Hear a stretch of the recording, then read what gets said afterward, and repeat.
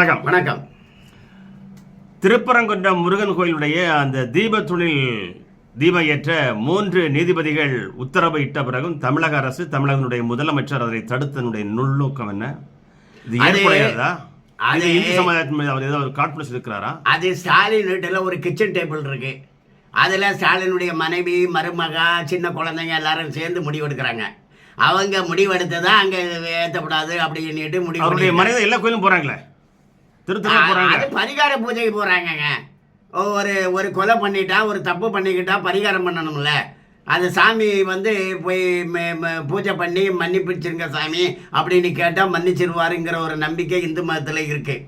ஆனால் மன்னிப்பு கிடையாது, எல்லாரும் தண்டிக்க தான் படுவாங்க அப்படிங்கிறது தான் தர்மம். ஆனால் அதை நிறைய இந்துக்கள் உணர்ந்து கொள்ளவில்லை. என்ன நினைக்கிறாங்கன்னா, சாமிகிட்ட போய் நம்ம மன்னிப்பு கேட்டோம்னா சாமி மன்னிச்சிடுவார் அப்படின்னு நினைக்கிறாங்க. அதனால் சாமிகிட்ட போய் மன்னிப்பு கேட்கறதுக்காண்டி அவருடைய மனைவி அவருக்கு ஊராக அனுப்பி வைக்கிறாரு, கோயிலாக அனுப்பி வைக்கிறார். கருணாநிதியும் அப்படி தான் அனுப்பி வச்சார். கருணாநிதியுடைய மனைவி தயாளம்மா அவங்களும் அப்படி தான் பெரிய ₹1 நாணயத்துக்கு போட்டு வச்சுருப்பாங்க. அவங்களும் கோயிலாக போய் மன்னிப்பு கேட்டாங்க. அதுபோல் இந்த அம்மாவையும் மன்னிப்பு கேட்குறதுக்கு அனுப்புகிறாங்க. அவங்க கிச்சன் மேடையில் என்ன முடிவு பண்ணுறாங்க, எல்லாத்தையுமே இந்துவா, இந்து என்னத்துக்காங்க? அதில் ஒரு விஷயம் தெரியுமா உங்களுக்கு? அங்கே ஒரு சர்ச்சு கட்டணும்னு ஒரு தீர்மானம் போட்டிருக்காங்களாம் கிச்சன் மேடையில். திருப்பரங்குன்றத்தில் மசூதி மட்டுமா, ஏன் சர்ச்சு ஏன் வேண்டாமா அப்படின்னு கேட்டிருக்காங்களாம். ஆமாம், அது முதலமைச்சர் பண்றது இல்லையா? எப்படி சர்ச்சு கட்ட வர்றாங்கன்னு தெரியல. முதல்வர் அதுதான் கிச்சன் மேடைக்கு தலைவரே அவர் தானே. அந்த அம்மா சொல்றதுதான் அவர் செய்வாரு. மற்ற மந்திரிகள், அந்த அவருடைய மனைவி தான் அந்த கிச்சன் மேடைக்கு தலைவர். மந்திரியாவது அது மந்திரி எதுக்கு? இங்க மந்திரி எல்லாம் பேருக்கு, சம்பாதிக்கிறதுக்கு, பங்கு கொடுக்கறதுக்கு. மந்திரி எல்லாம் இப்போ KN நேரு என்ன பண்ணுறாரு, பங்கு கொடுக்குறாரு. 888 கோடி, 1020 கோடி எல்லாம் இப்போ கண்டுபிடிச்சது. அப்போ கண்டுபிடிச்சாது துறைமுருகன் 3740 கோடி எல்லாம் கண்டுபிடிச்சது. அதாவது கற்றது கைமண்ணளவு, கல்லாதது உலகளவுன்னு சொல்லுவாங்க. திமுகவில் கண்டுபிடிச்சது கைமண்ணளவு, கண்டுபிடிக்காதது உலகளவு. இந்த மாதிரி சம்பாதிச்சு பங்கு கொடுக்குறவன் தான் மந்திரி. திமுகவில் முடிவெடுக்கிறது அந்த கிச்சன் கேபினட்டு, திமுக குடும்பம் தான் முடிவெடுக்குது. அவங்க ஏன் அப்படி முடிவெடுத்தாங்க? ஏன் தீபம் ஏற்றப்படாதுன்னாங்க? மாவட்ட தலைவர் யார்? மாவட்ட தலைவர் திமுகவினுடைய ஒரு பிரிவு, அது மாவட்ட தலைவர்கள் பிரிவு. அறநிலையத்துறைங்கிற கோயிலை அழிக்கிறதுக்கான ஒரு பிரிவு. அறநிலையத்துறைன்னா கோயிலை அழிக்கிறவங்க. எப்படி அழிக்கிறாங்கன்னா, கோயிலுக்கு வந்தால் ஃபைன் போடுறாங்க. கோயிலில் ஒரு பூஜை பண்ணணும்னா அதுக்கு அபராதம் கட்டணும். அதிகமாக அபராதம் கட்டினா தான் பூஜை பண்ண முடியும். கோயிலில் காரில் வந்தால் அதுக்கு ஃபைன் போடுறாங்க, பைக்கில் வந்தால் அதுக்கு ஃபைன் போடுறாங்க, கோயிலுக்கு உள்ளே நுழைஞ்சாலே கட்டணம் விதிக்கிறாங்க. இது என்ன அறநிலையத்துறையா? கோயிலுக்கு இப்போ நீதிபதி ஒரு கேள்வி கேட்டார் தெரியுமா, திருப்பரங்குன்ற விவகாரத்தில். அவர் என்ன கேட்குறாருன்னா, அறநிலையத்துறைங்கிறது இந்து கோயிலுக்காக தானே நீங்கள் இருக்கீங்க, அப்புறம் ஏன் நீங்கள் கோயிலுக்கு எதிராக வாதிடுறீங்க அப்படின்னு நீதிபதியே கேட்குறாரு. கோயிலுக்கு எதிராக செயல்படுறது தான் அறநிலையத்துறை. அப்போ கோயிலுக்கு எதிராக செயல்படுறது தான் திமுக. அவர் உதயநிதி சொன்னாரே, நான் இப்போ கிறிஸ்டினா மாறிட்டேன், அதனால நிறைய பேருக்கு வயிறு எரியும்னு சொன்னார்ல. கிறிஸ்டினா மாறிட்டா ஒன்றும் தப்பு கிடையாது. நம்ம சகோதரர்கள் நிறைய பேர் கிறிஸ்டினா இருக்காங்க, அதில் ஒன்றும் தப்பு கிடையாது. அதனால வயிறு எரியும்னா என்ன அர்த்தம்? அப்போ உன் நோக்கம் என்ன? அப்போ உன் நோக்கம் சாமி கும்பிட்றது இல்லைங்கிறது தெரியுதுல்ல. அதனால் திருப்பரங்குன்றத்தில் ஒரு சர்ச்சு கூட கட்டணும்னு ஒரு திட்டம் போட்டிருக்கதா சொல்கிறாங்க. அது தீபத்தோடு இல்லை, அதுதான். அது தீபதுணை இல்லை, அது முருகன் கிடையாது. முருகன் நம்ம ஒரு கடவுள் இல்லை. உத்தரகாண்டில் முருகனுக்கு கோயில் இருக்குது, அதனால் அவர் நம்ம ஒரு கடவுள் இல்லை. அதனால இந்த திருப்பரங்குன்ற மலையே எங்களுக்கு சொந்தம் அப்படின்னு முஸ்லீம்கள் சொல்கிறாங்க. அப்போ ஏன் அது கிறிஸ்தவர்களுக்கு சொந்தம்னு கேட்கப்படாது அப்படின்னு கிச்சன் மேடையில், அந்த கிச்சன் கேபினட்டில், திமுகவில், ஸ்டாலின் வீட்டில் ஒரு விவாதம் நடந்ததாக சொல்லப்படுகிறது. மொத்தத்தில் சொல்கிறாங்க, அது உண்மையானே நீங்கள் தான் புலன் விசாரணை பண்ணணும். சொல்லப்படுகிறது மொத்தத்தில் இந்து மதத்தை இழுத்து மூடி அழித்து நாசம் பண்ணிக்கிட்டு அவங்களுடைய சாம்ராஜ்யத்தை இங்கே ஆதிக்கம் பண்ணுறதுக்கான திட்டம் தான் இந்த ஸ்டாலின் போட்டிருக்காரு. அவரு அதை போட்டிருக்கிறாரு. அதான் விஷயம். நீங்கள் சொல்கிற மாதிரி சட்டப்படி அரசு நடத்துது இல்லை, கிச்சன் படி தான் அரசு நடக்கும் சொல்கிறீங்களா? ஆமாம், இன்னும் வேற யாரும் நடத்துகிறா? இந்த மந்திரி நீங்கள் எங்கேயாச்சும் ஒரு செய்தி பார்த்தீங்களா? இந்த மந்திரிங்க 35 பேரும் கூடினாங்க, கூடி உட்காந்து விவாதம் பண்ணாங்க. என்னென்ன விவசாயங்களை விவாதிச்சாங்க. அப்படி எங்கேயாச்சும் அவன் மந்திரி சபை கூட ஒண்ணு பார்க்கல. முரசொலியிலாவது தீர்மானம் இருக்கா? மந்திரி சபை கூடி மாவட்ட செயல் மட்டும் கூடுறாங்க. அப்படி கிடையாதுங்க.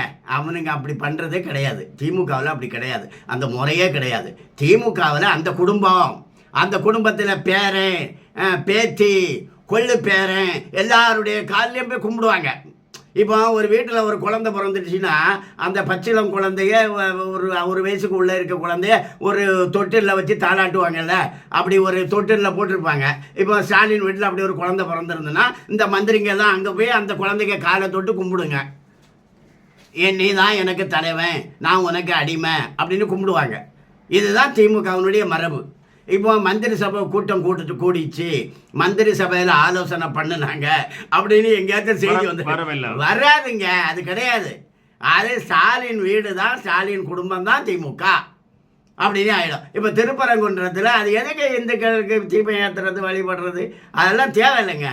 அதெல்லாம் நீங்கள் மசூதியில் பண்ணுங்கள் அல்லது சர்ச்சு பண்ணுங்கள், நான் அங்கே வர்றேன் அப்படின்னுக்கிட்டு முதலமைச்சர் சொல்லியிருப்பாருன்னு நினைக்கிறேன். அவர் கோயிலுக்கு போகிறத விரும்ப மாட்டார்.